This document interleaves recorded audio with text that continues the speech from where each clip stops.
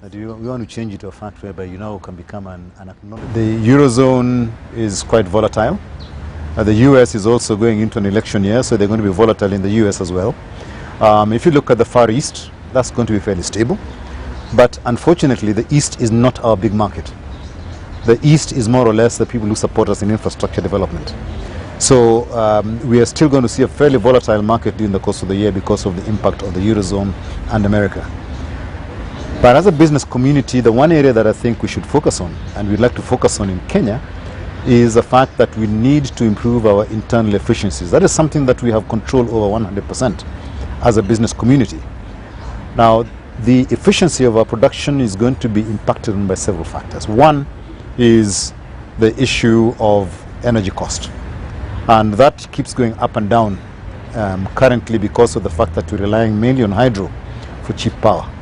And that is not going to change in 2012 because until geothermal and wind come in, and that is 2013, 2014, we are still going to be at the mercy of the weather and at the mercy of the cost of thermal power. So whatever is obtained over the last 2 years is still going to influence our manufacturing capability in Kenya. The second thing is obviously the pressure that the unions and basically employees in the country are feeling on the cost of living.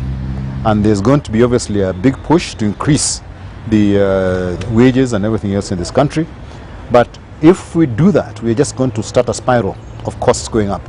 I think we need to take stock as a country and basically say, let us hold everything equal as we address the issues that are affecting the economy in this country. So really, the way I see it is that we really have to do our own internal efficiencies as a manufacturing sector and hope that the rest outside of the country plays up. And I think we've woken up to the fact that whilst politics should be the politicians, we should actually be active in politics. Not as politicians, but in terms of being opinion leaders and influencing what is going on. So for this year, we are going to be proactive as a private sector. We're not going to wait for things to go wrong. We have sat down since October last year to try and analyze and understand what could be the driving factors in the elections this year, and then develop a way of preventing what we saw in 2008. The main thing that we consider could be driving the election this year is the fact that we are having this widening gap between the haves and the have-nots. It is not something that is peculiar to Kenya. You've seen it in the Arab Spring, you've seen it in Europe, you've seen it in the US, whereby you've got these financial tensions in the country.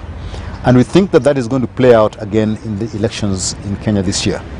Not politics, but finance. And it is important, therefore, that we talk to people about the issues that they need to see their politicians address as they go to parliament and focus on those issues, rather than saying, I am a poor person, give me money. I say, I'm a poor person, I need to be able to raise my own money. These are the things I need you to do for that to happen. So we are preparing a kind of a campaign in the near future that will get the public and the private sector together to start talking about issues leading up to the election and trying to detribalize the whole election process. Politicians tend to try and work through their tribal groupings, and we've seen that already begin to happen. We think Kenyans should grow up and grow out of being used because of their tribe and start thinking about the fact that they're Kenyans and they should be looking at what is good for Kenyans. And that, for us, is important in terms of the message going forward.